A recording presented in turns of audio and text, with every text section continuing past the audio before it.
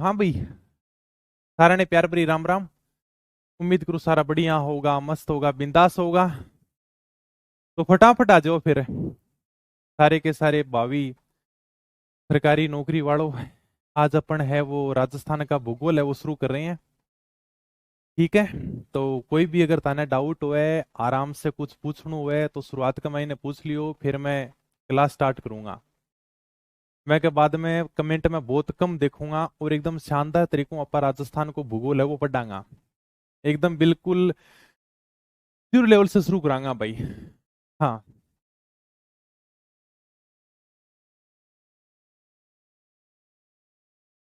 Okay, comment कर दे बड़ी। हाँ, ठीक है। ओके भी, सारा ने राम राम भाई। तो स्वागत है सबको अपने राजस्थान भूगोल की सीरीज के अंदर। और सबसे जो अपना पहला टॉपिक है ना, उसका नाम है राजस्थान का सामान्य परिचय। और मैंने तुम्हें कहा था कि राजस्थान का सामान्य परिचय पढ़ने से पहले तुम ईमानदारी से थोड़ा बहुत मैप भर के देखना। मुझे ये बताओ कि किसी ने मेरी बात माननी है कि नहीं मानी। थोड़ा बहुत तो मान के आए होगे। कहाँ सर हम थोड़ा बहुत तो मैप भर कर आए हैं क्या। जिलों के बारे में पता होना चाहिए, क्योंकि सामान्य परिचय है वो इसी के ऊपर चलेगा पूरा का पूरा। तो ये अपना सबसे पहला टॉपिक आता है, राजस्थान का सामान्य परिचय। करूं फिर मैं क्लास को स्टार्ट है, बाद में मैं कमेंट नहीं देखूंगा भाई। ठीक है। हाँ। ओके। बढ़िया तरीके से तैयारी करना, जितना पढ़ाऊं उसका साथ साथ में रिवीजन करते रहना। और कंटिन्यू जरूर रखना, क्योंकि अगर साथ साथ में पढ़ते रहोगे तो चीजें याद हो जाएंगी। 10 दिन बाद में उठा के देखोगे तो सब कुछ भूल जाओगे। तो चीजों का रिवीजन बहुत जरूरी है, और रिवीजन करने के लिए ही आपको एकदम शॉर्ट नोट्स दिए गए हैं। समझा मैं दूंगा, पढ़ने का काम तुम्हारा है भाई। ठीक है, चलो। यानी कि राजस्थान का सामान्य परिचय अपन स्टार्ट करते हैं। तो सबसे पहले अपन राजस्थान का नामकरण देखते हैं। आज हमारा जो क्षेत्र है वो राजस्थान के नाम से जाना जाता है। लेकिन क्या पहले भी इसे राजस्थान कहते थे? नहीं। ऋग्वेद में हमारे राजस्थान को ब्रह्मवर्त कहा गया है। और रामायण के अंदर वाल्मीकि ने इसे मरुकांतार कहा है। सबसे पहले आप ये देखो, ऋग्वेद में राजस्थान को ब्रह्मवर्त कहा गया है। ऋग्वेद यानी कि सबसे प्राचीन वेद। और इस प्राचीन वेद में हमारे राजस्थान के लिए ब्रह्मवर्त शब्द का प्रयोग किया गया है। सर, ब्रह्मवर्त का अर्थ क्या होता है? ऐसा क्षेत्र जिसे देवी देवताओं ने बसाया हो, और जहां पर सरस्वती और दसवती नदी बहती हो। मतलब ये हमारा राजस्थान है, इस प्रकार का ही राजस्थान। और इस राजस्थान के ऊपर से एक नदी बहा करती थी जिसका नाम था सरस्वती नदी। सरस्वती नदी वर्तमान में विलुप्त हो चुकी है। कहते हैं कि सरस्वती नदी के स्थान पर वर्तमान में घग्गर नदी बह रही है। एक नदी बहती थी जिसका नाम था दसवती नदी, जिसे वर्तमान में क्या कहते हैं? यमुना नदी कहते हैं। तो इन दोनों के बीच में जो क्षेत्र था ना, उस क्षेत्र को ब्रह्मवर्त कहा गया, जिस क्षेत्र को देवी देवताओं ने बसाया है। यह बात कहां पर की गई है? यह बात की गई ऋग्वेद में। रामायण वाल्मीकि जी ने लिखी है, और वाल्मीकि जी अपनी रामायण में हमारे राजस्थान के लिए मरु कांतार शब्द का प्रयोग करते हैं। सर, ये मरु कांतार, इसका अर्थ क्या हुआ भाई? यानी कि मरुस्थल वाला क्षेत्र। ये थोड़ी सी बातें ध्यान होगी। नॉर्मल सा मैंने बताया है कि ऋग्वेद में राजस्थान को ब्रह्मवर्त कहते हैं। रामायण के अंदर वाल्मीकि जी ने हमारे राजस्थान के लिए मरु कांतार शब्द का प्रयोग किया है। यानी कि ये जो क्षेत्र है राजस्थान वाला, ये मरुस्थल वाला क्षेत्र है। फिर मैंने लिखा कि सबसे प्राचीन लिखित उल्लेख बसवंतगढ़ शिलालेख में मिलता है। सबसे प्राचीन की मैं बात कर रहा हूं भैया। ये तो चलो ऋग्वेद के अंदर चर्चा है, रामायण के अंदर वाल्मीकि जी ने भी चर्चा की है। लेकिन अगर अपन बात करें कि सर कोई उल्लेख यानी कि कोई पत्थर के ऊपर लेख लिखा हुआ है क्या, तो वो है बसवंतगढ़ शिलालेख, जो सिरोही के अंदर मिला है। इसमें हमारे राजस्थान के लिए राजस्थानी आदित्य शब्द मिलता है। 3 बातें बताई हैं, नॉर्मल सी बात, इसमें कोई इतना वो नहीं है कि सर और भी ज्यादा समझाओ क्या। फटाफट दोबारा से रिपीट कर देता हूं। ऋग्वेद में राजस्थान को ब्रह्मवर्त कहा गया है। रामायण के अंदर वाल्मीकि जी ने इस क्षेत्र को मरुकांतार कहा है। अगर कोई सबसे प्राचीन लिखित उल्लेख मिला है किसी शिलालेख में, तो वह था बसवंतगढ़ शिलालेख। जो कहां पर है, सिरोही के अंदर है। इसमें राजस्थान के लिए राजस्थानी आदित्य शब्द मिलता है। ठीक है, ओके ओके भाई। अब बात करते हैं थोड़ी सी अंग्रेजों की। ये तो हमने नॉर्मल यानी कि वेदों की बातें की है भाई। जॉर्ज थॉमस यानी कि जॉर्ज थॉमस पहला व्यक्ति था जिसने इस भूभाग के लिए राजपुताना शब्द का प्रयोग किया था। जॉर्ज थॉमस की एक पुस्तक है जिसका नाम है military memoirs of mister George Thomas, जो 1805 में विलियम फ्रैंकलिन के द्वारा प्रकाशित की गई है। यानी कि जॉर्ज थॉमस पहला व्यक्ति है जिसने इस भूभाग के लिए राजपुताना शब्द का प्रयोग किया। इसका उल्लेख कहां पर मिलता है, जॉर्ज थॉमस की एक पुस्तक है military memoirs of mister George Thomas. ये आपके सामने पुस्तक अभी देख लो। तो पहला व्यक्ति जिसने इस भूभाग के लिए राजपुताना शब्द का प्रयोग किया, सर इसने प्रयोग कहां पर किया था, कोई ना कोई पुस्तक तो होगी। हाँ सर, इसका उल्लेख अपने को मिलता है इनकी पुस्तक military memoirs of mister George Thomas, जो 1805 में विलियम फ्रैंकलिन के द्वारा प्रकाशित की गई थी। ठीक है, राजपुताना यानी कि जॉर्ज थॉमस जब राजस्थान आता है ना, तब ये देखता है कि यार यहां पर तो राजपूत राजाओं का राज है, इसलिए इसने इस क्षेत्र का नाम भी राजपुताना रख दिया था। राजपुताना मतलब राजपूत राजाओं का क्षेत्र। ठीक है, और इसके बाद में अंग्रेज हमारे राजस्थान के लिए राजपुताना शब्द का प्रयोग करते थे। तो अंग्रेजों ने भी बाद में इस भूभाग का नाम क्या रखा था, राजपुताना रखा था। ठीक है, ओके। अभी तक मैंने जो तुम्हें बातें बताई है ना, इनमें थोड़ा बहुत इंपॉर्टेंट ये है कि राजस्थान के लिए सबसे पहले राजपुताना शब्द का प्रयोग किसने किया था, तो वो था जॉर्ज थॉमस। ये अपने को थोड़ा सा ध्यान रखना है। और इसके बाद में सबसे इंपॉर्टेंट जो बार बार एग्जाम में पूछा जाता है वो है कर्नल जेम्स टोड वाला। ऋग्वेद में ब्रह्मवर्त कहा गया है, रामायण के अंदर वाल्मीकि जी ने मरु कांतार कह दिया, बसंतगढ़ शिलालेख के अंदर इसके लिए राजस्थानी आदित्य शब्द मिल जाता है। इसके बाद में जॉर्ज थॉमस इस भूभाग के लिए राजपुताना शब्द का प्रयोग करता है, लेकिन अभी तक राजस्थान शब्द नहीं आया। अगर कोई हमारे भूभाग के लिए सबसे पहले राजस्थान शब्द का प्रयोग करता है, उसका नाम है colonel James Tod. Colonel James Tod के बारे में हम विस्तार से साहित्य में पढ़ेंगे। क्लास संस्कृति में जब मैं तुम्हें साहित्य पढ़ाऊंगा तब इनके बारे में पढ़ेंगे भी। तो कर्नल जेम्स टोड है वो अपने यहाँ पर पॉलिटिकल एजेंट बनकर आया था। सर ये पॉलिटिकल एजेंट क्या होते हैं, सारी की सारी बातें अपन इतिहास में पढ़ चुके हैं। कर्नल जेम्स टोड आता है, एक पुस्तक लिखता है जिसका नाम था एनालस एंड एंटीक्विटीज ऑफ राजस्थान। और इस पुस्तक के अंदर कर्नल जेम्स टोड हमारे राजस्थान के लिए राजस्थान शब्द का प्रयोग कर देता है। पता नहीं कितनी बार एग्जाम में सवाल पूछा गया है, बहुत बार। यानी कि अगर नामकरण से सवाल आएगा तो कर्नल जेम्स टोड वाला आएगा, ज्यादा संभावना इसी की है। सिंपल सा पूछते हैं, राजस्थान के लिए राजस्थान शब्द का प्रयोग सबसे पहले किसने किया था। वे कहते देखो अलग अलग नाम मिल रहे थे, लेकिन अब हमारा जो राजस्थान नाम है ना, वो सबसे पहले कर्नल जेम्स टोड लेकर आते हैं। इनकी एक पुस्तक थी जिसका नाम था एनालस एंड एंटीक्विटीज ऑफ राजस्थान। एक मिनट में फोन को क्या है कि थोड़ा मैं साइलेंट ही कर देता हूं, बार बार में फोन आ रहे हैं। हाँ ठीक है, समझ गए यहां तक। ये थोड़ा सा नामकरण के बारे में मैंने चर्चा की थी, तो ये बहुत इंपॉर्टेंट है। राजस्थान के लिए सबसे पहले अगर किसी ने प्रयोग किया था, उनका नाम था कर्नल जेम्स टोड, जिनकी पुस्तक का नाम था the एनालस and antiquities of Rajasthan. ये आपके सामने पुस्तक भी दिखाई दे रही है आपको, annals and antiquities of Rajasthan. Colonel James Tod की पुस्तक है, विलियम फ्रैंकलिन के द्वारा, विलियम क्रूक के द्वारा प्रकाशित की गई थी। ठीक है, और ये आपके सामने कर्नल जेम्स टोड है। सिंपल सा क्वेश्चन इतना ही पूछेगा, राजस्थान के लिए सबसे पहले राजस्थान शब्द का प्रयोग किसने किया था। यहां तक कोई दिक्कत नहीं है, सारी की सारी बातें समझ में आ गई। आगे चलूं, ओके, कुछ पूछना है।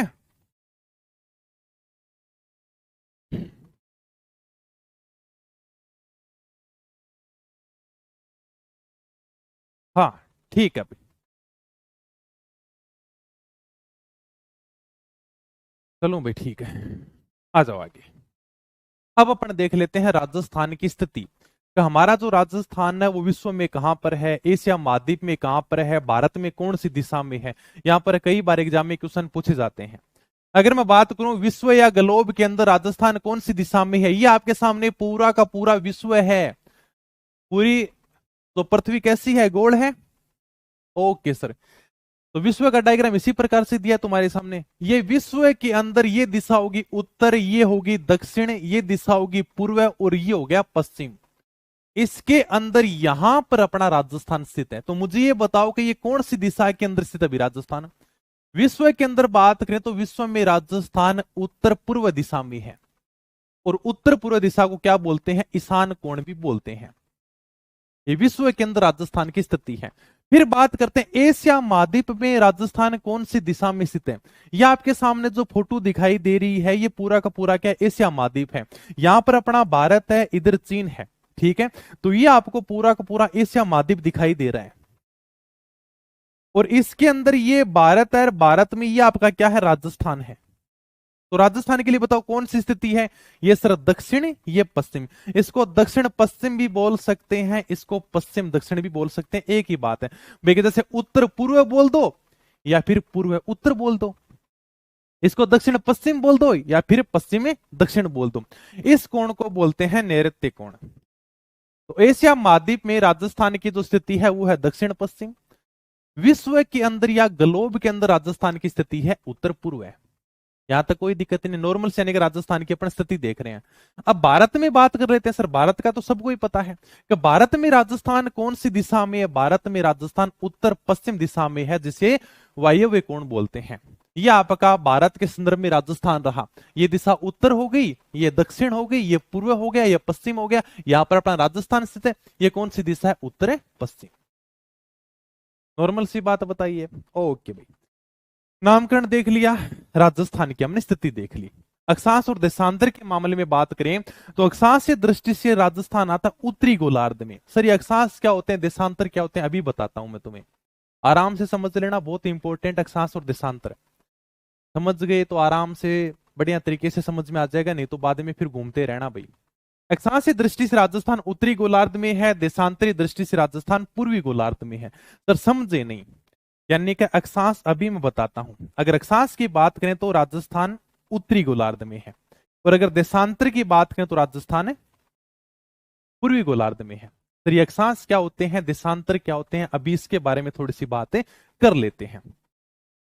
ये अपनी पृथ्वी है भाई, सबको दिखाई दे रही है। इस पृथ्वी के ऊपर आपको कुछ रेखाएं दिखाई दे रही हैं। एक तो यानी कि इस प्रकार से रेखा दिखाई दे रही है, हाँ सर, और एक यानी कि आपको खड़ी रेखाएं दिखाई दे रही हैं। अब इनमें से सर अक्षांश कौन सी है, देशांतर कौन सी है, और हमने पृथ्वी के ऊपर ये रेखाएं खींची क्यों हैं? जब भी आप यानी कि इस प्रकार का ग्लोब लेकर आते हो तो आपको इस प्रकार की रेखाएं देखने को मिल जाती हैं। हालांकि वास्तव में कोई पृथ्वी को ऊपर रेखा नहीं है। तुम जाकर कह दो सर मुझे दिखाओ का कर्क रेखा कहां से गुजरती है, जैसे हम पढ़ते हैं का कर्क रेखा बांसवाड़ा से गुजरती है। तुम कह दोगे सर बांसवाड़ा से दिखाओ तो उसे कहां से गुजर रही है क्या? केवल ये काल्पनिक रेखाएं हैं, हमने इनकी कल्पना की है। कल्पना क्यों की है, ये रेखाएं क्यों खींची गई हैं, अक्षांश देशांतर क्यों आया, ऐसी क्या जरूरत पड़ेगी अपने को, इनके बारे में बात करेंगे। अक्षांश की सबसे पहले बात कर लेते हैं सर, इसमें से कौन सी रेखाएं अक्षांश कहलाती हैं? अब देखो सब देखो, ये खुद ही बता देगा भाई अक्षांश। यानी कि ये आपको पृथ्वी दिखाई दे रही है, और पृथ्वी के अंदर ये हो गया उत्तर दिशा, ये होगी दक्षिण दिशा, ये होगी पूर्व दिशा, और ये होगी पश्चिम दिशा। ठीक है सर। ए कैसे लिखा जाता है? सर ऐसे लिखा जाता है, आपको इस प्रकार से जो रेखाएं दिखाई दे रही हैं ये रेखाएं अक्षांश रेखाएं हैं। मतलब पृथ्वी के ऊपर पूर्व से पश्चिम या फिर पश्चिम से पूर्व, तो ग्लोब के ऊपर जो रेखाएं खींच रही है ना, इनको हम क्या कहते हैं? अक्षांश रेखाएं कहते हैं। यानी कि आपको ये जो रेखाएं दिखाई दे रही है ना, ये रेखा, ये सारी की सारी अक्षांश रेखाएं भाई। ठीक है, इस प्रकार से जो पृथ्वी के ऊपर रेखाएं होती हैं इनको अक्षांश रेखाएं कहते हैं। हालांकि तुमसे परिभाषा कोई नहीं पूछेगा एग्जाम में कि बताओ भी अक्षांश रेखा किसे कहते हैं, क्योंकि ये तो बच्चों वाला सवाल है। लेकिन फिर भी समझना जरूरी है भाई, जब तक इन चीजों को नहीं समझोगे तब तक तुम्हारा एकदम बेस कमजोर होगा, क्योंकि चीजें समझ में नहीं आएंगी फिर। तो ये जो पृथ्वी के ऊपर रेखा है इनको क्या कहते हैं? अक्षांश रेखा कहते हैं। दिशा कौन सी है? पश्चिम से पूर्व या फिर पूर्व से पश्चिम। सिंपल सी परिभाषा बनती है कि पृथ्वी के ऊपर पश्चिम से पूर्व ग्लोब के ऊपर जो हमने काल्पनिक रेखाएं खींच रखी हैं, इन्हें क्या कहते हैं? अक्षांश रेखा कहते हैं। तो देशांतर क्या हो जाएगा? देशांतर उत्तर से दक्षिण हो जाएगा। ये जब पश्चिम से पूर्व या पूर्व से पश्चिम है, तो इसी प्रकार से दो दिशा और रह गई, उत्तर से दक्षिण। यानी कि ये जो खड़ी रेखाएं हैं ना, इनको हम क्या कहते हैं? देशांतर रेखा कहते हैं। समझ में आया? उत्तर से दक्षिण के मध्य जो ग्लोब के ऊपर काल्पनिक रेखाएं होती हैं, उसे क्या कहते हैं? देशांतर रेखा कहते हैं। काल्पनिक रेखाएं हैं, हमने केवल कल्पना की है। जैसे कहते हैं ना कि गणित के अंदर का माना राम के पास में 100 रुपए हैं, तो इस प्रकार से केवल इनकी कल्पना की गई है। तो सर हमने कल्पना की क्यों भी? हमें अक्षांश देशांतर रेखाओं की जरूरत क्यों पड़ी? क्या देखो, पृथ्वी बहुत बड़ी है और इसके ऊपर हमने इसको बराबर भागों के अंदर बांटा है अक्षांश रेखाओं के माध्यम से। अक्षांश के द्वारा हम दूरी की गणना कर सकते हैं। जैसे मान लो कि पूरी की पूरी पृथ्वी गोल है और अपना राजस्थान यहां पर स्थित है भाई, ठीक है। अब अपने को पता करना हो यार कि अपने राजस्थान से ऑस्ट्रेलिया कितनी दूरी पर है, तो कैसे पता करेंगे? ये दूरी कैसे आएगी? अक्षांश रेखाओं के माध्यम से हमें दूरी का पता चलेगा। राजस्थान से अमेरिका कितनी दूर है? अगर किसी भी अन्य का अपने को दूरी का पता करना होता ना, इसलिए हमने पृथ्वी के ऊपर अक्षांश रेखाएं खींची हैं। अक्षांश रेखाओं के द्वारा हम दूरी की गणना करते हैं। और देशांतर सर ये क्यों खींची हैं? चलो आपने ये तो बता दिया कभी अक्षांश रेखाओं के द्वारा हम दूरी की गणना करते हैं, भी हमें पता चल जाएगा हाँ सर इन दो अक्षांश रेखाओं के बीच में 111 किलोमीटर की दूरी है, यानी कि प्रत्येक दो अक्षांशों के बीच में 111 किलोमीटर की दूरी होती है। तो हमें पता चल जाएगा हाँ यार का 5 देशांतर के बाद में दूसरा देश आ रहा है, तो यानी कि लगभग इतनी दूरी होगी। क्या दूरी की गणना होती है अक्षांश रेखाओं के द्वारा। तो सर देशांतर के द्वारा हम समय की गणना करते हैं। समय कैसे? यानी कि अभी जैसे मान लो कि अपने 6:35 हो रहे हैं, ठीक है। अपने को अगर ये पता करना हो यार कि अमेरिका में क्या समय हो रहा है, तो अपन आराम से देशांतर के द्वारा पता कर सकते हैं। अभी मैं तुम्हें आगे चीज समझाता हूं, कम समय की गणना किस प्रकार से करते हैं, एक देशांतर को पार करने में कितना समय लगता है। अभी तुम्हारे रीट एसएसटी के अंदर ये सवाल भी आया था, मैंने पिछली बार भी पढ़ाया था सेम टू सेम, और ये सवाल तुम्हारे एसएसटी के अंदर देखने को भी मिला था। तो ये बताओ क्या तुम्हें नॉर्मल सी बातें समझ में आ गई क्या? अब सर यानी कि पृथ्वी के ऊपर कितनी अक्षांश होती हैं, कितनी देशांतर होती हैं, कितनी रेखाएं हैं सर? ये अक्षांश कितनी है, देशांतर कितनी है? अगर मैं बात करूं ग्लोब के ऊपर कुल अक्षांश रेखाओं की संख्या, तो यानी कि कुल अक्षांश रेखाएं 179। चलो फिर मैं आगे चलता हूं, ये समझ में आ गई क्या तुम्हारे? अक्षांश के द्वारा दूरी की गणना होती है, देशांतर के द्वारा समय की गणना होती है, ठीक है।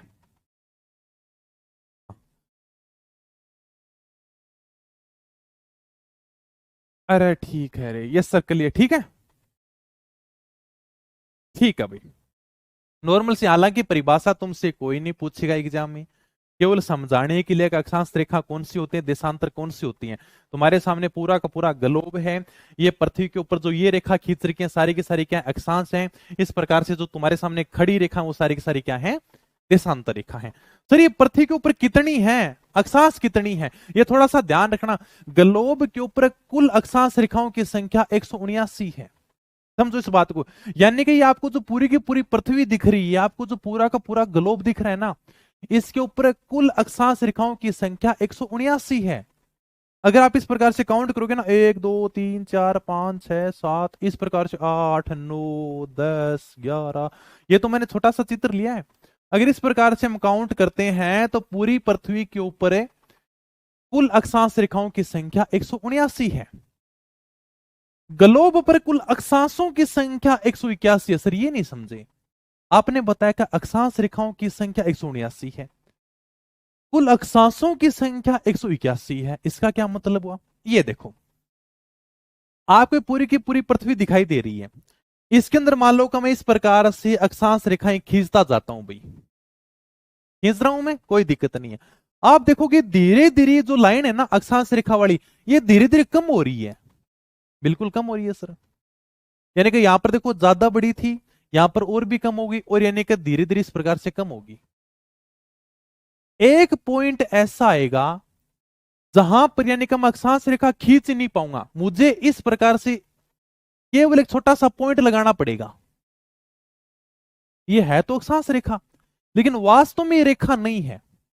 इसलिए कहते हैं अगर अक्षांशों की संख्या की बात करें ना, एक तो ये ऊपर पॉइंट लग जाएगा, यहां पर लग जाएगा एक पॉइंट ऐसा, और एक पॉइंट नीचे लग जाएगा, तो कितने हो गए? 2 पॉइंट हो गए। एक तो ये रहा सर, यानी कि वास्तव में रेखा तो नहीं है, लेकिन है तो अक्षांश ही, एक ही हो जाएगा।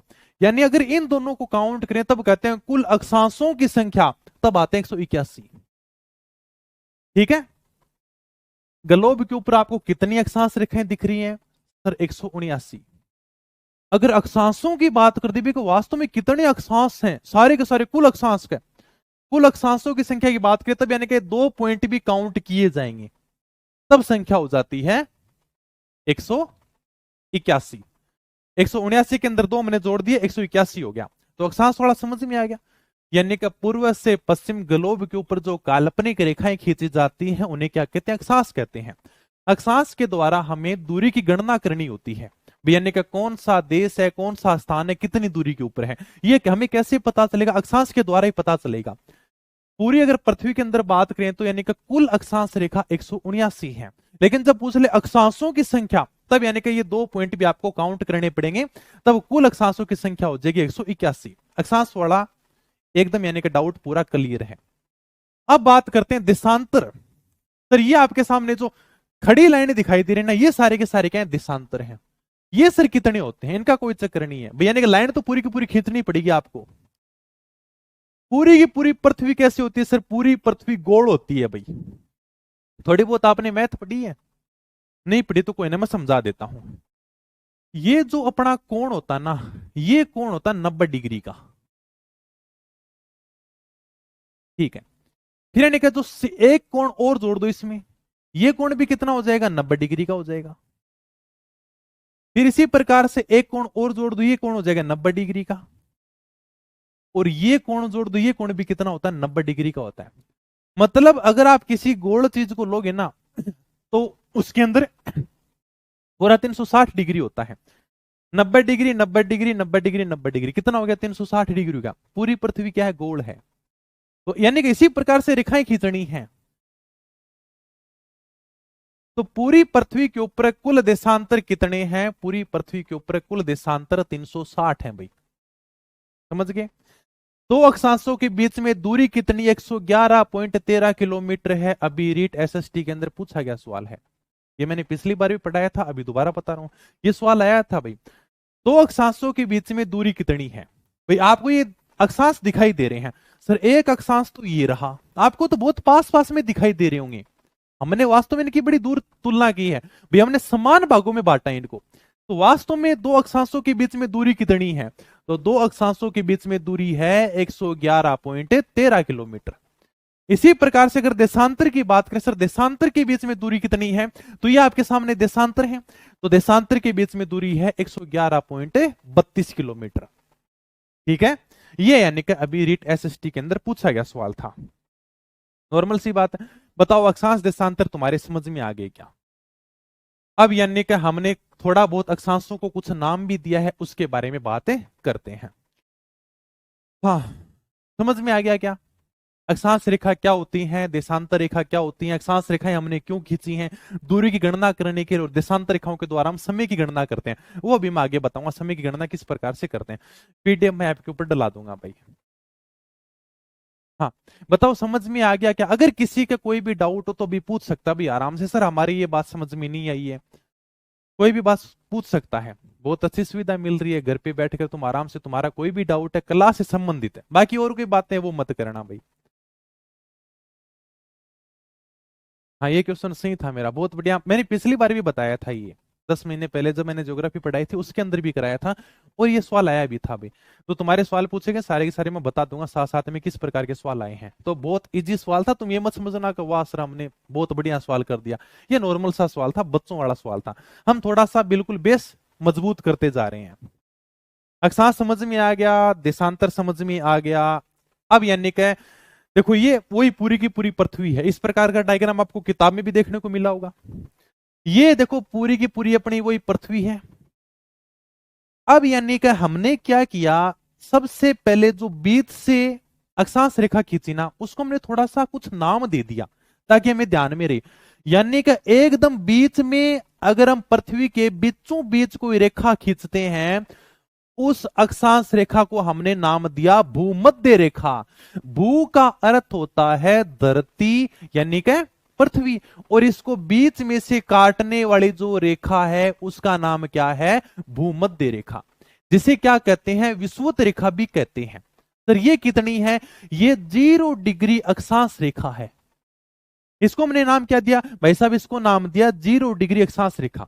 हमने क्या किया कि ये जो पूरी की पूरी पृथ्वी है ना, इसको हमने सबसे पहले बिल्कुल एकदम बीच से काट दिया। भी वैसे नहीं काटा, केवल काल्पनिक रेखा है। हमने कहा कि देखो ये जो रेखा होगी ना, इसका नाम होगा भूमध्य रेखा। मतलब भू यानी कि धरती के एकदम बीच से गुजर रही है, इसको नाम दे दिया भूमध्य रेखा। फिर हमने इसको दो भागों में कर दिया धरती को। इसको हमने नाम दिया उत्तरी गोलार्ध, यानी कि ये किधर है? सर उत्तर दिशा में है। भाई ये यानी कि पृथ्वी का पॉइंट है उत्तर ध्रुव है, और ये पृथ्वी का पॉइंट है दक्षिण ध्रुव है। क्योंकि ऊपर वाली दिशा कौन सी होती है? उत्तरी दिशा, और ये कौन सी होती है? दक्षिणी दिशा। तो यानी कि जब हम ऊपर की तरफ जाएंगे ना, तो इन रेखाओं को हम कहेंगे उत्तरी अक्षांश रेखा, उत्तर की तरफ जा रहे हैं। और जब हम नीचे की तरफ आएंगे तो हम इनको कहेंगे दक्षिणी अक्षांश रेखा, दक्षिण की तरफ आ रहे हैं। समझ में आ गया? पूरी पृथ्वी है, इसके ऊपर खूब सारी अक्षांश रेखा है। हम जो 3-4 इंपॉर्टेंट है उनकी बात कर लेते हैं। सबसे पहले हमने जो बीच से रेखा गुजरी उसको हमने नाम दिया 0 डिग्री भूमध्य रेखा, जिसको हम क्या कहते हैं? विषुवत रेखा भी कहते हैं। ठीक है। फिर इसके ऊपर से यानी कि दो रेखा गुजरती हैं। एक तो ये रेखा गुजरती है 23.5 डिग्री, और एक ये रेखा गुजरती है 23.5 डिग्री। दोनों गुजरती हैं। ये भी 23.5 डिग्री है, ये भी 23.5 डिग्री है। जो ऊपर वाली है उसको हमने नाम दे दिया कर्क रेखा। तो ये कौन सी होगी? यानी कि 23.5 डिग्री उत्तरी अक्षांश रेखा, क्योंकि ये देखो उत्तर में है। ये जो रेखा है वो किधर है? उत्तर में है। और ये जो रेखा वो किधर है? दक्षिण में है। सिंपल सा आता है कि कर्क रेखा किसे कहते हैं? 23.5 डिग्री। ध्यान रखो, 23.5 डिग्री ऊपर है, 23.5 डिग्री नीचे है। अगर आप उत्तर की तरफ जाओगे, ऊपर की तरफ जाओगे, उसे कहेंगे कर्क रेखा। ऐसे याद कर लेना सर, कै सबसे पहले आता है? तो कर्क रेखा ऊपर होगी, मकर रेखा नीचे होगी। मकर रेखा अपने से गुजरती नहीं, क्योंकि अपन तो किधर है? उत्तरी गोलार्ध में है। हम यानी कि हमारा तो राजस्थान है ना, इधर है, ऊपर है। तो हम यानी कि उत्तरी गोलार्ध में है, ऊपर है, तो हमारा मकर रेखा से कोई लेना देना नहीं है। तो हमारे राजस्थान से तो कर्क रेखा गुजरती है। तो कर्क रेखा किसे कहते हैं? 23.5 डिग्री उत्तरी यानी कि उत्तरी गोलार्ध में, उत्तरी अक्षांश, मतलब अक्षांश रेखा ही तो है ये। हाँ सर अक्षांश रेखा। उत्तरी अक्षांश रेखा को क्या कहते हैं? कर्क रेखा कहते हैं। हाँ। अरे भाई किताब नहीं आई, फोन कर ले यार, मत कॉपी पेस्ट कर, है ना? फोन कर ले, अभी फोन कर ले तू, ठीक है? ठीक है, ओके। 23.5 डिग्री उत्तरी अक्षांश रेखा को क्या कहते हैं? कर्क रेखा कहते हैं। 23.5 डिग्री दक्षिणी अक्षांश रेखा को क्या कहते हैं? मकर रेखा कहते हैं। हाँ। अरे भाई देखो, पढ़ना है तो पढ़ लियो, मैं नहीं ब्लॉक करूंगा कि मैं ते मत कॉपी पेस्ट करो। क्यों इतनी बढ़िया क्लास ने खराब करना होते है तारे? इतने कॉपी पेस्ट के चक्कर में मैं, अगर ताने कोई क्लास से संबंधित बात पूछनी हो तो आराम से पूछ लियो। बाकी सर कोई किताब नहीं आई, मैं कद ऑर्डर करी भाई मन को नहीं पता होते। आराम से हेल्पलाइन नंबर दे रखे बन के ऊपर फोन कर ले, वो बता देगा। ठीक है? ये फिर बार बार में और आज के 1-2 दिन का महीने सबकी पूछने लग रही है, तारी भी आज की, फिर क्यों इतना कॉपी पेस्ट करके? थोड़ा सा तो सीन से रखो, इतना तो रखोगे। हाँ यार क्या? अब ये देखो जेल पर रहेगा, एडमिट कार्ड कब आएंगे बताओ? ये चीजें क्लास में पूछने वाली है क्या?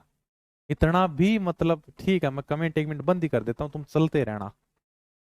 ये एक सांस देशांतर समझ लो, नहीं एडमिट कार्ड दे रह जाऊंगा।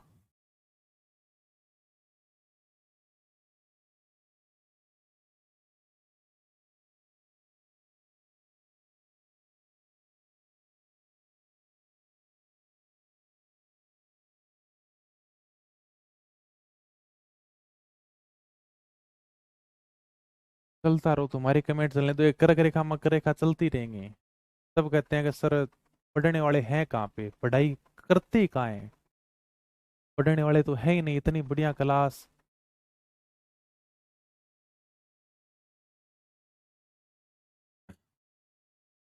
अरे भाई वो मैं बड़ली शिलालेख की बात नहीं कर रहा, मैं ये कह रहा हूँ कि सबसे पहले अगर कोई लिखित उल्लेख मिला ना राजस्थान के लिए, वो था बसंतगढ़ शिलालेख। ठीक है, ओके, आ जाओ भाई। तो 23.5 डिग्री उत्तरी अक्षांश रेखा को हम क्या कहते हैं? 23.5 डिग्री उत्तरी अक्षांश रेखा को कर्क रेखा कहते हैं। और 23.5 डिग्री दक्षिणी अक्षांश रेखा को क्या कहते हैं? 23.5 डिग्री दक्षिण अक्षांश रेखा को मकर रेखा कहते हैं। ये उत्तरी अक्षांश है क्योंकि उत्तरी गोलार्ध में है, और ये आपकी दक्षिणी अक्षांश रेखा है क्योंकि यह दक्षिणी गोलार्ध में है। इनको हमने नाम दे दिया, तो अपने लिए तो कर्क रेखा मकर रेखा थोड़ी सी इंपॉर्टेंट है। 0 डिग्री भूमध्य रेखा है। 23.5 डिग्री दक्षिण अक्षांश रेखा को मकर रेखा कहते हैं। 23.5 डिग्री उत्तरी अक्षांश रेखा को कर्क रेखा कहते हैं। इसके बाद में 66.5 डिग्री उत्तरी अक्षांश रेखा को आर्कटिक व्रत कहा जाता है, और 66.5 डिग्री दक्षिणी अक्षांश रेखा को अंटार्कटिक व्रत कहा जाता है। ये थोड़ा सा ध्यान रखना। कटिबंध की मैं आगे बात करूंगा, जैसे राजस्थान कौन से कटिबंध में आता है, तो मैं कटिबंध की तुम्हें आगे और बढ़िया तरीके से समझा दूंगा। भी सीधी सी बात यह है कि कर्क रेखा और मकर रेखा के बीच में जो भी यानी कि देश आते हैं ना, उनको हमने किस में रखा है? उष्ण कटिबंध में रखा है। और यहां पर सबसे ज्यादा जैव विविधता पाई जाती है। जैव विविधता का मतलब है सबसे ज्यादा पेड़ पौधे पानी यहीं पर पाया जाता है, यानी कि इस उष्ण कटिबंध में पाया जाता है। क्यों? जैव विविधता वहीं पर पाई जाती है जहां पर सूर्य का प्रकाश होगा, और सूर्य का प्रकाश सबसे ज्यादा यहीं पर मिलता है। बाकी यहां पर नहीं है, उत्तरी ध्रुव और दक्षिण ध्रुव नहीं है, यहां पर तो बर्फ पड़ती है। जब यहां पर सूर्य का प्रकाश ही नहीं पहुंचेगा तो जैव विविधता कैसे पनपेगी भी? तो इसके पर थोड़ी सी बाद में अलग बात करेंगे। जैसे यानी कि इसको हमने उष्ण कटिबंध नाम दिया है। कर्क रेखा और आर्कटिक वृत्त के बीच में जो क्षेत्र आता है उसको हमने उत्तरी शीतोष्ण कटिबंध कहा है। इसको हमने दक्षिण शीतोष्ण कटिबंध कहा है। इनको हमने दक्षिण शीत कटिबंध कहा है, क्योंकि यहाँ पर तो हमेशा सर्दी पड़ती रहती है, सूर्य का प्रकाश वो बहुत कम पहुंचता है। तो ये नॉर्मल सी बातें मैंने बताई थी। ये आपके सामने डायग्राम है भी किताब के अंदर, आप थोड़ा सा और देख लेना। अब मैं बता देता हूं आगे। 0 डिग्री अक्षांश रेखा को भूमध्य रेखा या विषुवत रेखा कहते हैं। ये आपके सामने 0 डिग्री अक्षांश रेखा है, इसको मैंने क्या नाम दिया? भूमध्य रेखा। धरती को एकदम बीच से हमने काट दिया। भू यानी कि पृथ्वी के एकदम बीच से गुजरने वाली रेखा कौन सी है? भू मध्य रेखा, जिसे हमने क्या कहा? विषुवत रेखा भी कहा है। 0 डिग्री देशांतर रेखा को ग्रीनविच रेखा या प्रधान मध्याह्न रेखा भी कहा जाता है। ये भी अभी आगे समझाता हूं कि सर ग्रीनविच रेखा कौन सी है। यानी कि अभी मैं दिखाई देता हूं, लिया होगा शायद मैंने, ये देखो। यानी कि वो तो मैंने केवल अक्षांश बताया था। अगर इस प्रकार से 0 डिग्री अक्षांश रेखा गुजरती, उसे तो हमने नाम दिया भूमध्य रेखा। लेकिन अगर इस प्रकार से 0 डिग्री देशांतर रेखा गुजरती है, उसको हमने क्या कहा? ग्रीनविच रेखा। ठीक है, यानी कि प्रधान मध्याह्न रेखा। इसी से सारे के सारे समय की गणना होगी। यह मैं अभी तुम्हें आगे और समझा दूंगा। ठीक है, 1 डिग्री देशांतर को पार करने में 4 मिनट का समय लगता है। सर क्या है? देखो, यानी कि ये होगी अपनी 0 डिग्री देशांतर रेखा। ठीक है, अब यानी कि इसके आगे खूब सारे देशांतर हैं भाई। एक देशांतर ये है, दूसरा देशांतर ये है, तीसरा देशांतर ये है। पृथ्वी के ऊपर 360 देशांतर हैं। अगर आप यानी कि एक देशांतर को पार करते हो तो एक देशांतर को पार करने में 4 मिनट का समय लगेगा। इसी से समय की गणना होती है। क्योंकि अगर जैसे बात करें ना भाई अपने भारत की जो अपने 82.5 डिग्री है देशांतर रेखा, इससे यानी कि भारत के समय की गणना की गई है। इसलिए पूरे भारत का समय एक ही है। ये तो समय एक ही है ना, वो सब यानी कि देशांतर रेखाओं के कारण है।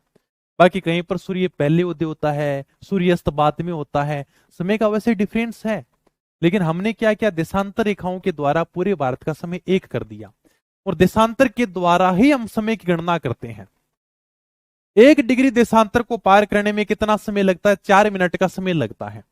अगर आप 1 डिग्री देशांतर को पार करोगे, जैसे मान लो कि आप यानी कि 0 डिग्री देशांतर रेखा के ऊपर हो, जिसे हम क्या कहते हैं? ग्रीनविच रेखा कहते हैं। इसके बाद में आपके सामने 1 डिग्री देशांतर रेखा है, फिर यानी कि 2 डिग्री देशांतर रेखा है, फिर यानी कि 3 डिग्री देशांतर रेखा है। तो 1 डिग्री देशांतर रेखा को पार करोगे तो 4 मिनट का समय लगेगा। दूसरी को पार करोगे फिर 4 मिनट का समय लगेगा, फिर यानी कि पार करोगे तो 4 मिनट का समय लगेगा। अभी यानी कि रीट एसएसटी के अंदर जो सवाल आया था वो सवाल मैं तुम्हें दिखाता हूं। ये अपने रीट 2025 के अंदर सवाल पूछा गया था कि यदि 15 डिग्री पूर्वी देशांतर के ऊपर कोई स्थान है, वहां पर सुबह के 10 बजे हैं, तो 75 डिग्री पूर्वी देशांतर के ऊपर स्थान है, वहां पर कितना समय होगा? ये मुझे फटाफट तुम करके बताओ। बहुत इजी सवाल आया था, ये मैंने पिछली बार भी समझाया था। देखो ये यानी कि पूरी की पूरी पृथ्वी है। मैं थोड़ा सा पृथ्वी वाला मैप ले लेता हूं, बहुत बढ़िया तरीके से समझाता हूं। सवाल क्या था अभी देखो तुम।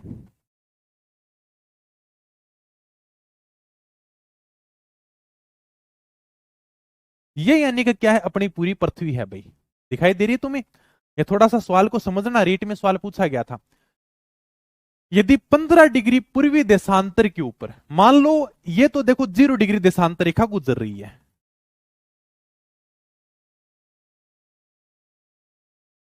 ठीक है। फिर क्या कह रहा है? 15 डिग्री पूर्वी देशांतर रेखा, यहीं पर कर लेता हूं मैं, थोड़ा सा उदाहरण देके समझाता हूं। ये अपनी जो रेखा है ना, ये कौन सी है? 15 डिग्री पूर्वी देशांतर रेखा है। और ये कह रहा है कि 15 डिग्री पूर्वी देशांतर रेखा के ऊपर सुबह के 10 बज रहे हैं भाई, यानी कि यहां पर समय हो रहा है 10 बजे, और वो भी यानी कि सुबह के, क्योंकि देशांतर के द्वारा हम समय की गणना करते हैं। अभी पता चलेगा कि समय की गणना कैसे करते हैं। 15 डिग्री देशांतर के ऊपर सुबह के 10 बजे हुए हैं, उसी समय 75 डिग्री पूर्वी देशांतर के ऊपर क्या समय होगा? यानी कि ये 15 डिग्री देशांतर रेखा होगी, और यहां पर मान लेते हैं थोड़ी सी आगे, यानी कि कौन सी रेखा है?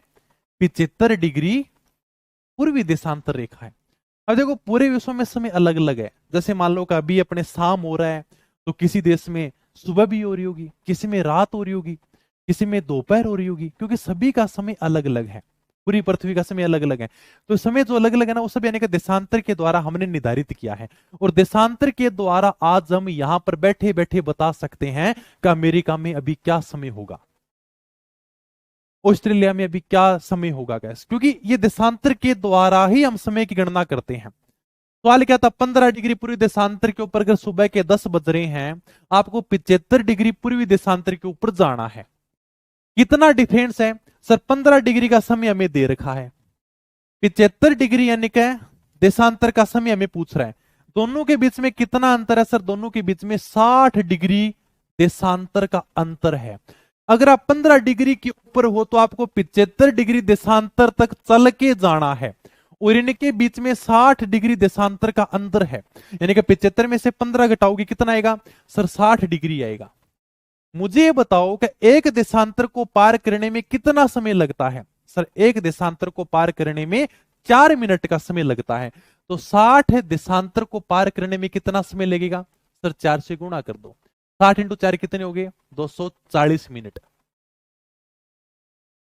ये तो 240 मिनट हुए हैं, कितने घंटे हो गए सर? 60 मिनट का 1 घंटा होता है, तो 240 में 4 घंटे हो गए भाई। सिंपल सी बात थी एकदम। अगर 15 डिग्री देशांतर के ऊपर 10 बजे हैं, तो 75 डिग्री देशांतर के ऊपर 4 घंटे आगे चले जाओ। इधर जब भी हम जाते हैं ना आगे पूर्वी देशांतर की तरफ, तब यानी कि हमेशा समय में बढ़ोतरी होगी, और इधर जाते हैं तो समय में कमी होगी। इसलिए अपन कहते हैं कि अमेरिका अपने से समय में पीछे है, क्योंकि उधर समय में कमी होती है, ठीक है, और इधर यानी कि समय थोड़ा आगे चलता है। अगर यहां पर 10 बज रहे हैं तो 4 घंटे जोड़ दो। 10 के अंदर अगर 4 घंटे जोड़ोगे तो दोपहर के 2 बज जाएंगे भाई। ये आपका राइट आंसर था, रीट एसएसटी के अंदर पूछा गया सवाल था, ठीक है। इसीलिए मैंने बताया था कि 1 डिग्री देशांतर को पार करने में 4 मिनट का समय लगता है। अब अगली बार तुम्हें मान लो कुछ भी दे दे, यहां पर 15 की जगह 20 दे दे, यहां पर 75 की जगह 80 दे दे, क्या फर्क पड़ता है? क्योंकि ये तो मैथ वाला नॉर्मल सा सवाल पूछेगा। अगर तुम्हें यह पता है कि 1 डिग्री देशांतर को पार करने में 4 मिनट का समय लगता है, तो तुम कोई भी सवाल आराम से हल कर सकते हो, ठीक है। ये नॉर्मल सी सारी बातें मैंने बताई दी। ओके सर, ये मैंने सवाल ले लिया। भारत की जो मानक समय रेखा ना, अब देखो पूरे भारत में वैसे तो समय अलग अलग है, किसी में यानी कि सूर्यास्त जल्दी हो जाता है, किसी में थोड़ा लेट होता है, लेकिन हम देखते हैं कि पूरे भारत का समय एक ही है। तो हमने उस समय को कहां से निर्धारित किया? भी हमने पूरे भारत का समय निर्धारित किया है 82.5 डिग्री पूर्वी देशांतर रेखा से। यानी कि यहां से हमने पूरे भारत का समय निर्धारित किया है कभी, यानी इस देशांतर रेखा के ऊपर जो समय होगा ना, वह समय पूरे भारत का माना जाएगा। इसलिए आप यानी कि किसी को भी फोन करके पूछ लो, अगर कोई अरुणाचल प्रदेश में बैठा उसको समय करके पूछोगे यही समय बताएगा, अगर कोई राजस्थान में बैठा है तो वही समय बताएगा। लेकिन यानी कि उसका सूर्यास्त जल्दी होता, अपना लेट होता है। हालांकि डिफरेंस मिलेगा लेकिन समय एक मिलता है, क्योंकि हमने जो समय की गणना की है वो 82.5 डिग्री पूर्वी देशांतर रेखा से की है। तो भारत की मानक समय रेखा मतलब इंडियन स्टैंडर्ड टाइम। तो भाई भारत में समय की गणना कहां से होगी? हमने कोई ऐसी रेखा को चूज किया है जिससे पूरे भारत का समय में पता चल जाए। तो वह भारत की मानक समय रेखा 82.5 डिग्री पूर्वी देशांतर रेखा तो कहां से गुजरती है? प्रयागराज के निकटे नैनी स्थान से गुजरती है। मतलब यह उत्तर प्रदेश से गुजरती है। प्रयागराज का पहले नाम था इलाहाबाद, तो यहां से गुजरती है। ये उत्तर प्रदेश है और यहां पर प्रयागराज से यह रेखा गुजरती है। यहां पर जो समय होगा वह पूरे भारत का समय होगा। ठीक है, बाकी देख लो, क्योंकि देशांतर को पार करोगे तो 4 मिनट का समय लग ही जाएगा, तो अपन वैसे भी बैठे बैठे देख सकते हैं।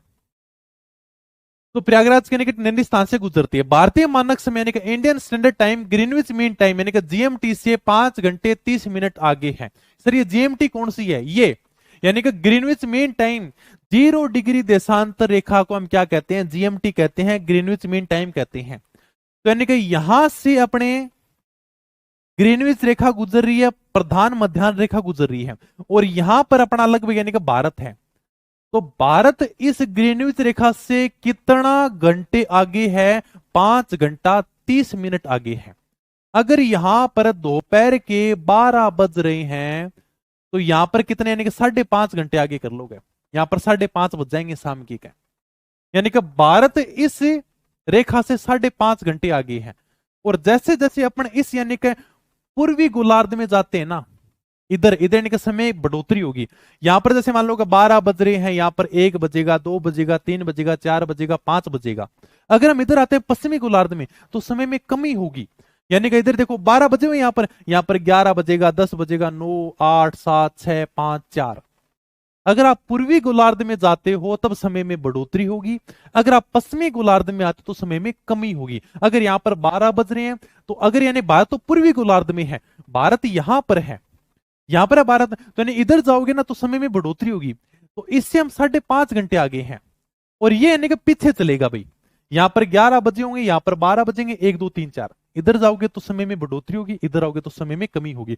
तो भारतीय मानक समय यानी कि जो इंडियन स्टैंडर्ड टाइम है ना, ये जो रेखा है ना भारतीय मानक समय, ये ग्रीनविच मीन टाइम मतलब जीएमटी। जीएमटी कौन से सर? ये यानी कि पूरे विश्व की 0 डिग्री देशांतर रेखा को हमने क्या कहा है? जीएमटी का है, ग्रीनविच मीन टाइम, प्रधान मध्याह्न रेखा। इससे यानी कि हम 5.5 घंटे आगे हैं, 5 घंटे 30 मिनट आगे हैं। अगर इस रेखा के ऊपर 12 बजेंगे तो अपने भारत में 5:30 बजेंगे, अगर यहां पर 1 बजेगा तो अपने 6:30 बजेंगे, मतलब हम इससे 5.5 घंटे आगे हैं।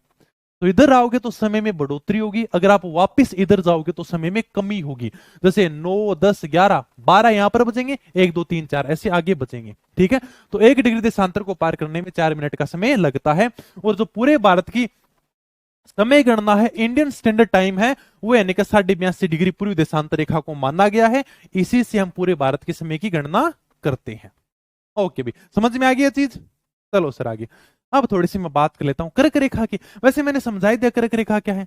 23.5 डिग्री उत्तरी अक्षांश रेखा को क्या कहते हैं? हमें कर्क रेखा कहते हैं। कर्क रेखा भारत के 8 राज्यों से गुजरती है। गुजरात है, राजस्थान है, मध्य प्रदेश है, छत्तीसगढ़ है, झारखंड है, पश्चिम बंगाल है, त्रिपुरा, मिजोरम है। यहां से कर्क रेखा भारत के 8 राज्यों से गुजरती है। ये थोड़ा सा ध्यान रखना, यानी कि इंडिया जीके के हिसाब से ये अच्छा क्वेश्चन है। 23 डिग्री उत्तरी अक्षांश रेखा को कर्क रेखा कहते हैं। अभी मैंने समझाया था तुम्हें, देखो कर्क रेखा वाला ये, यानी कि ये जो 23.5 डिग्री उत्तरी अक्षांश रेखा है ना, इसको क्या कहते हैं? इसको कर्क रेखा कहते हैं। और ये 23.5 डिग्री दक्षिणी अक्षांश रेखा, इसको क्या कहते हैं? मकर रेखा कहते हैं। इसके बीच में जो देश आते हैं ना, उसको हमें उष्ण कटिबंध में रखते हैं। ठीक है, तो कर्क रेखा मकर रेखा मैंने समझा दी तुम्हें। 23 डिग्री 30 मिनट उत्तरी अक्षांश रेखा को कर्क रेखा कहते हैं। इसको 23 डिग्री कहते हैं, इसको 30 मिनट कहते हैं। तो 23 डिग्री 30 मिनट उत्तरी अक्षांश रेखा को कर्क रेखा कहते हैं। कर्क रेखा भारत के 8 राज्यों से गुजरती है। गुजरात है, गुजरात के आगे राजस्थान है, राजस्थान के आगे मध्य प्रदेश है, मध्य प्रदेश के आगे छत्तीसगढ़ है, छत्तीसगढ़ के आगे झारखंड, झारखंड के आगे पश्चिम बंगाल है, पश्चिम बंगाल के आगे त्रिपुरा है, त्रिपुरा के आगे मिजोरम है। याद नहीं करना, रट्टा नहीं मारना, ट्रिक नहीं निकालनी। अगर आपके मैप ध्यान है तो मारने की ट्रिक जरूरत ही नहीं है। और इसी प्रकार से पूरा का पूरा राजस्थान चलेगा नक्शे पे। फिर ट्रिक किस किस के लिए कराओगे तुम ये बताओ। जब यानी का मैंने कहा ये लो रे भाई, करे रेखा गुजर गई, मैप ध्यान में, हाँ सर, यानी कि देखो सर, गुजरात है, गुजरात के बाद में राजस्थान है, फिर एमपी है, छत्तीसगढ़ है, झारखंड है, बंगाल है, त्रिपुरा है, मिजोरम है, बस यहां से यानी का कर्क रेखा गुजरती है। ये केवल काल्पनिक रेखा तो राजस्थान से गुजरती है। अगर मैं बात करूं कि कर्क रेखा की सबसे ज्यादा लंबाई कहां पर है, तो सबसे ज्यादा लंबाई है मध्य प्रदेश में, यानी कि मध्य प्रदेश के तो बिल्कुल बीचों बीच गुजर रही है, ये मध्य प्रदेश रहा।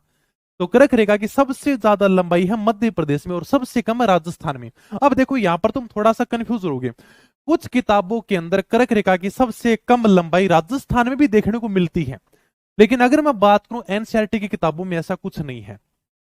अगर फिर भी थोड़ा सा ध्यान रखना, जैसे मान लो कि कोई इंडिया लेवल का एग्जाम हो और वहां पर दे दे कि कर्क रेखा की न्यूनतम लंबाई कौन से राज्य में है, अगर राजस्थान नहीं हो ना तो आपको ऑप्शन है त्रिपुरा देखने को मिलेगा, अगर त्रिपुरा नहीं हो तो राजस्थान देखने को मिलेगा। तो दोनों में कंफ्यूजन वाला मामला है। हालांकि प्रमाणिक किताबों में इसकी जानकारी नहीं है, लेकिन लगभग जो किताबें कर्क रेखा की लंबाई सबसे कम बताती हैं वो त्रिपुरा के अंदर बताती हैं।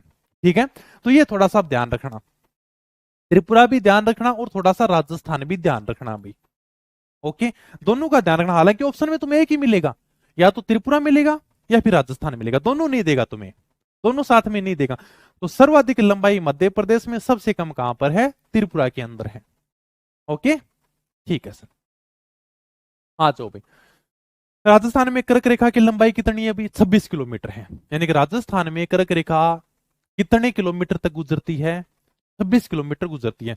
बांसवाड़ा के तो बिल्कुल बीचों बीच से गुजरती है, यानी कि बांसवाड़ा के कुशलगढ़ तहसील से गुजरती है और डूंगरपुर के थोड़ा सा टच करके गुजरती है चीखली गांव से। ये पूरा का पूरा राजस्थान है। थोड़ा सा मैंने मैप में दक्षिणी राजस्थान लिया है और यहां से राजस्थान में कर्क रेखा गुजर रही है। कर्क रेखा बांसवाड़ा के देखो बीचों बीच ही गुजर रही है भाई, बांसवाड़ा के कुशलगढ़ तहसील से गुजरती है और डूंगरपुर के चीखली गांव से होकर गुजरती है। रख लोगे ध्यान में, कर्क रेखा की राजस्थान में लंबाई कितनी है, 26 किलोमीटर है। ठीक है, ओके।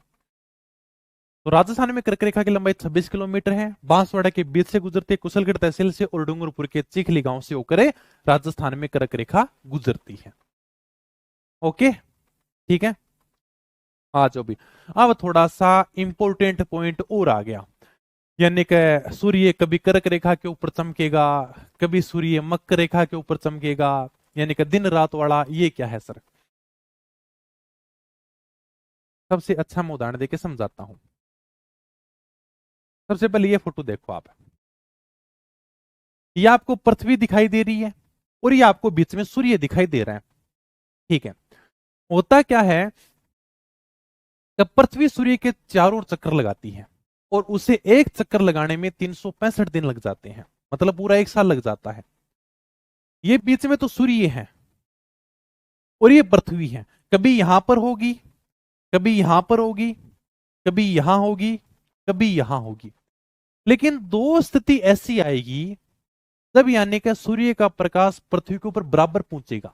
कौन कौन सी सर, ये रही, यानी कि सूर्य एकदम बीच में है तो एक स्थिति तो ये आ गई और एक ये आ गई, यानी कि ये अंडाकार कक्षा में चक्कर लगाती है, सूर्य के चारों ओर इस प्रकार से घेरा बनाती है।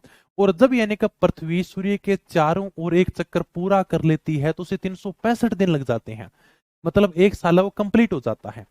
अब इसकी थोड़ी सी बात कर लेंगे भी, बिल्कुल यानी कि अंडाकार कक्षा में घूमेगी। देखो इस प्रकार से अंडे क्या करती में घूमती है, नहीं कि गोल घूमेगी, गोल नहीं घूमती, अंडाकार कक्षा में घूमती है। कभी यानी कि कर्क रेखा के ऊपर सूर्य आएगा, कभी मकर रेखा के ऊपर आएगा और कभी यानी कि भूमध्य रेखा के ऊपर आएगा, वो अपने को देखना है अभी। अब आ जाओ तुम, अब ये देखो पूरी की पूरी पृथ्वी है, ये मैंने तुम्हें बता दिया,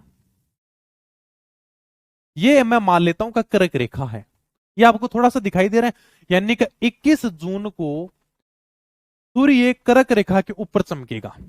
अब ये थोड़ा सा देखो भी तुम, इसको मैं मान लेता हूं कर्क रेखा। ये यहां पर मैंने राजस्थान का मैप लिया है, ये क्या है, कर्क रेखा। इसको मैं मान लेता हूं भूमध्य रेखा, और इसको मैं क्या मान लेता हूं, मकर रेखा मान लेता हूं भाई। अब देखो, अभी मैंने क्या बताया, 21 जून को सूर्य कर्क रेखा के ऊपर सीधा चमकता, इसे क्या कहते हैं, कर्क संक्रांति कहते हैं। जब यानी कि सूर्य 21 जून को कर्क रेखा के ऊपर आ जाएगा तो कर्क रेखा के ऊपर बिल्कुल सीधा चमकेगा, इसे हम क्या कहेंगे, इसे हम कर्क संक्रांति कहेंगे। अभी ये समझने वाली बात नहीं है। 21 जून को सबसे लंबा दिन और सबसे छोटी रात बनती है, ये बात समझो। यानी कि 21 जून को सबसे लंबा दिन बनेगा। अब मुझे ये बात बताओ, यानी कि ये अपना राजस्थान है, राजस्थान से कर्क रेखा गुजरती है, और जब यानी कि सूर्य 21 जून को कर्क रेखा के ऊपर होगा, जैसे मान लो कि आज 21 जून है और 21 जून को सूर्य यानी कि बिल्कुल ऊपर आ गया आज अपने, तो जब यानी कि सूर्य अपने ऊपर होगा तो ये बताओ कि सूर्य का प्रकाश भयंकर पहुंचेगा अपने पास में। जब सूर्य ऊपर ही होगा तो वो दिन बहुत बड़ा होगा और रात छोटी होगी, क्योंकि उस दिन सूर्य की किरणें अपने पास में ज्यादा पहुंची हैं। और यानी कि जब हमारे पास में सूर्य की किरणें ज्यादा पहुंचती हैं तो दिन तो बहुत लंबा होगा, तो सबसे लंबा दिन होता है, और रात यानी कि छोटी होती है, और परछाई उस दिन छोटी बनेगी। अब मुझे ये बताओ, तो जब अपने सूर्य ऊपर चमकेगा तो क्या परछाई बनेगी, नहीं बनेगी सर, एकदम छोटी सी परछाई बनेगी अपने पैरों में। यकीन नहीं होता, आप दोपहर के 12-1 बजे बाहर निकलना, जब यानी कि सूर्य आपकी बिल्कुल ऊपर हो, तब आप देखना कि आपकी परछाई कितनी की बनेगी, एकदम छोटी सी परछाई बनेगी। तो 21 जून को जब यानी कि सूर्य इस प्रकार से कर्क रेखा के ऊपर होगा ना, हमारे ऊपर होगा, तो वो दिन बहुत बड़ा होगा, रात छोटी होगी और परछाई भी छोटी बनेगी। समझ गए?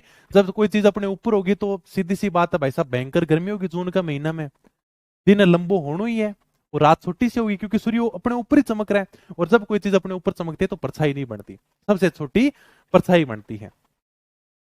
21 जून को सूर्य कर्क रेखा के ऊपर था, इसके बाद में सूर्य धीरे धीरे दक्षिणायन होना प्रारंभ हो जाता है। 21 जून के बाद में सूर्य धीरे धीरे वापिस नीचे आएगा और आ जाएगा भूमध्य रेखा के ऊपर सितंबर के महीने में। ये देखो, फिर ये मैंने डायग्राम दे रखा है किताब में। 21 जून को सूर्य कर्क रेखा के ऊपर चमकता है, फिर इसके बाद में सितंबर के महीने में सूर्य भूमध्य रेखा के ऊपर आ जाएगा, यानी कि 23 सितंबर को सूर्य यहां पर आ जाएगा। ये कौन सी तारीख होगी, 23 सितंबर। सितंबर के महीने में सूर्य यहां पर आ जाएगा भूमध्य रेखा के ऊपर, और जब सूर्य भूमध्य रेखा के ऊपर होगा तब दिन और रात बराबर बढ़ते हैं, क्योंकि जब यानी कि सूर्य बीच में ना, तब सूर्य की किरणें बराबर पहुंचेंगी, यहां पर भी बराबर पहुंचेंगी, यहां पर भी बराबर पहुंचेंगी। अब यानी कि दिन रात बराबर बढ़ेंगे, दक्षिणायन होना शुरू हो जाएगा। फिर यानी कि जाएगा इधर मकर रेखा के ऊपर, यानी कि 22 दिसंबर, ये देखो, यानी कि 22 दिसंबर को सूर्य चला जाएगा मकर रेखा के ऊपर। अब सूर्य पहुंच गया मकर रेखा पर, अब यानी कि सूर्य यहां पर आएगा 22 दिसंबर को, ये है मकर रेखा, और मकर रेखा के ऊपर सूर्य यहां पर पहुंच गया। जब सूर्य मकर रेखा के ऊपर पहुंच जाता है तब अपने पास में सूर्य की किरणें नहीं पहुंचती हैं, इसलिए अपने सर्दी पड़ती है।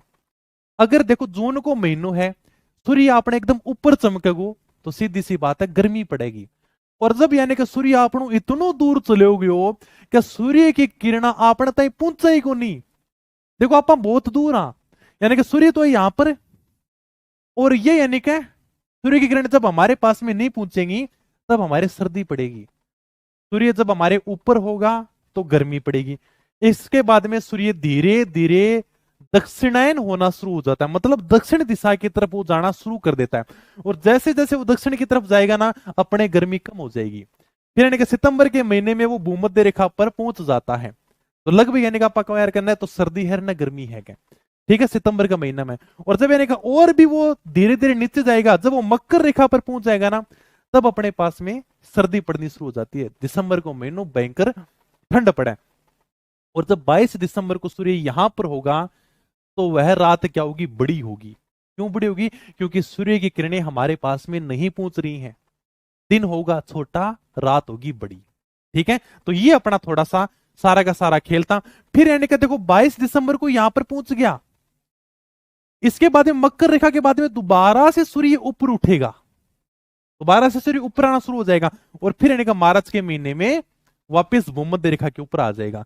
तो वही मार्च का महीना न तो गर्मी न सर्दी, बराबर को सो है।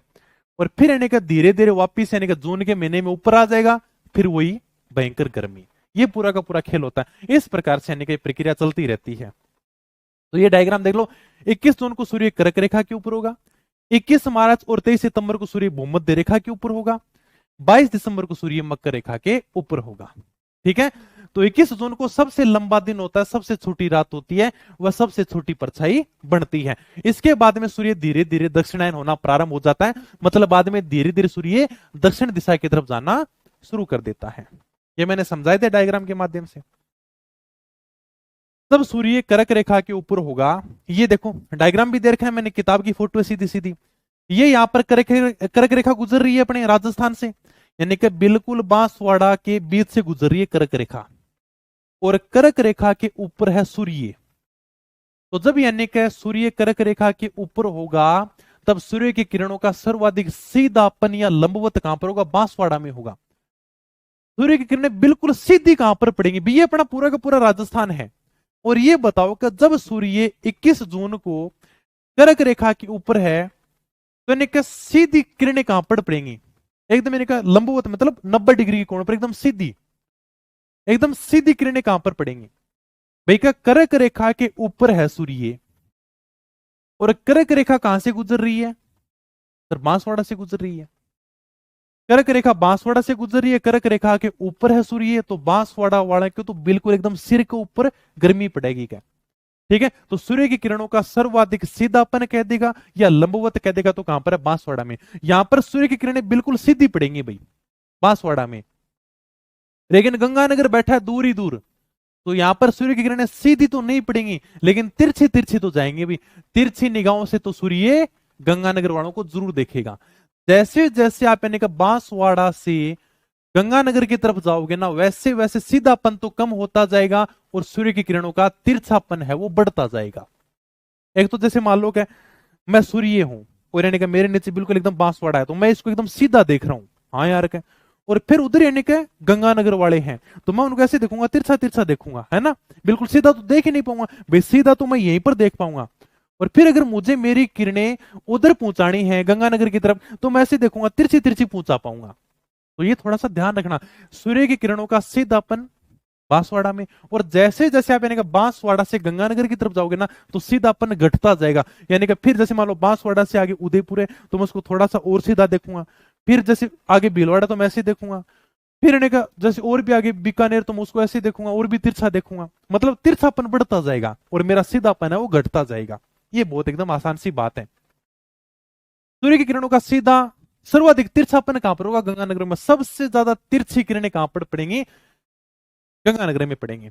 ये फिर मैंने नीचे नोट लगा कर लिखा है, अगर आप बांसवाड़ा से गंगानगर की तरफ जाओगे ना, तो सूर्य की किरणों का तिरछापन बढ़ेगा। यानी कि ऐसे जाओगे ना, तो देखो सूर्य की किरणों का तिरछापन है वो बढ़ता जाएगा, सूर्य का तिरछापन और ये सूर्य का सीधापन, और सीधापन है वो घटता जाएगा, तिरछापन है वो बढ़ता जाएगा। ठीक है, अब थोड़ी सी मकर रेखा की बात कर लेते हैं, फिर आज अपन इतना ही पढ़ेंगे। हाँ, समझ में आया? बताओ, समझ में आ गया? Okay sir. अब थोड़ी सी बात कर लेते हैं मकर रेखा की। मकर रेखा तुम्हारी कंप्लीट ही है कि 23.5 डिग्री दक्षिण अक्षांश रेखा को क्या कहते हैं? मकर रेखा कहते हैं, नॉर्मल सी बात है। और 22 दिसंबर को सूर्य मकर रेखा के ऊपर सीधा चमकता है, और जब सूर्य मकर रेखा के ऊपर होगा तो उत्तरी गोलार्ध में दिन छोटा बनेगा, रात बड़ी बनेगी। अभी मैंने बताया था ना, जब यानी कि सूर्य मकर रेखा के ऊपर चला जाएगा, जब सूर्य यहां पर होगा मकर रेखा के ऊपर, तब सूर्य की किरणें हमारे पास में नहीं पहुंच पाएंगी, और जब हमारे पास में नहीं पहुंचेंगी तो क्या होगा? दिन छोटा बनेगा, रात बड़ी बढ़ेगी। ठीक है, ये लॉजिक होता है। बाकी तो कई की तो इसो लॉजिक देवे यार के तू ब्याह करे ना तो 22 दिसंबर ने करिए, रात बड़ी हो है, क्या लॉजिक? इस चीज का क्या लेना देना? अरे तुम ये तो समझते हो कि 22 दिसंबर को रात बड़ी क्यों होती है, किसी को कुछ नहीं पता। 22 दिसंबर फिर हंसेगा और हाँ हाँ यार का 22 दिसंबर को करना के शादी का, ये समझो कि 22 दिसंबर को रात बड़ी क्यों होती है, ठीक है, दिन छोटा क्यों होता है। ओके, तो जब यानी कि सूर्य मकर, अब कोई पूछे तो कहना का भाई साहब का सूर्य मकर रेखा के ऊपर चलो जावे और सूर्य की किरण अपने ताई कौन नहीं पहुंचे, तो तो अपना तय को नहीं पूछेंगे तो रात बड़ी अपना आप ही होगी क्या। Okay sir. तो उत्तरी गोलार्ध में दिन छोटा होगा, रात बड़ी होगी, ये तो उत्तरी गोलार्ध की बात है। जैसे मान लो क्या हम किधर आते हैं, हम अपन सर उत्तरी गोलार्ध में आते हैं। ये तो उत्तरी गोलार्ध है, ये दक्षिणी गोलार्ध है। उत्तरी गोलार्ध में तो सर्दी पड़ती है और दक्षिणी गोलार्ध में गर्मी पड़ती है। उल्टा सिस्टम है। जब हमारे गर्मी है यहां पर सर्दी होगी, जब यहां पर सर्दी होगी हमारे गर्मी होगी। ठीक है, ओके। इसलिए हमने इसको दो भागों में बांटा, उत्तरी गोलार्ध और दक्षिणी गोलार्ध। 21 मार्च जिसको हम क्या कहते हैं, बसंत विश्व भी कहते हैं।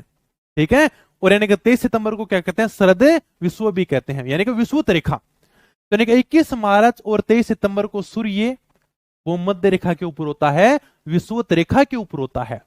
तो 21 मार्च को होगा तब यानी कि बसंत ऋतु होगी, 23 सितंबर को होगा तब यानी कि शरद ऋतु होगी। तो यानी कि बसंत ऋतु और शरद ऋतु, इस दिन सूर्य भूमध्य रेखा के ऊपर चमकता है और इस दिन क्या होंगे, दिन और रातें बराबर बनते हैं।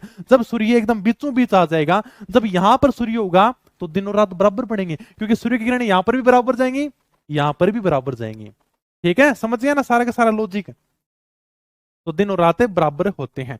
ये लो भाई, तो आज अपन इतना ही पढ़ेंगे। तो नॉर्मल सा जो अपन ने राजस्थान का सामान्य परिचय है वो कंप्लीट किया है, जिसके अंदर हमने राजस्थान का नामकरण भी देखा है, राजस्थान की स्थिति भी देखी है, और इसके बाद में हमने अक्षांश और देशांतर के बारे में चर्चा की है। जहां से भी मैंने बताया था कि महीने भर पहले जो तुम्हारा रीट का एग्जाम हुआ था उसमें यानी कि इसी आज वाली क्लास से 2 सवाल पूछे गए हैं। तो 2 सवाल बहुत बड़ी बात होती है इसी क्लास से, तो इसको तुम कम मत समझना। और ये दोनों सवाल मैंने पहले भी पढ़ाए थे, अभी भी पढ़ा रहा हूं, तो इनको तुम देख लेना आराम से। और कल अपन है वो राजस्थान की जो स्थिति है, विस्तार है, उसके बारे में चर्चा करेंगे। ये क्यों लेने का, नॉर्मल सा अक्षांश के बारे में बताया, देशांतर के बारे में बताया था। अब तुम्हारे ये नहीं रहेगा सर अक्षांश क्या होती है, देशांतर क्या होती है। हालांकि किताब का नाम ही है शॉर्ट नोट्स, बाकी चीजें सारी की सारी हैं इसी प्रकार से, same to same copy paste है ना। कहीं कोई लाइन मैंने छोड़ी तो नहीं है, या कहीं मैंने कोई एक्स्ट्रा लिखाई तो नहीं है, सेम वही बात है। तो तुम्हारे इसी प्रकार से समझ में आ जाएगा।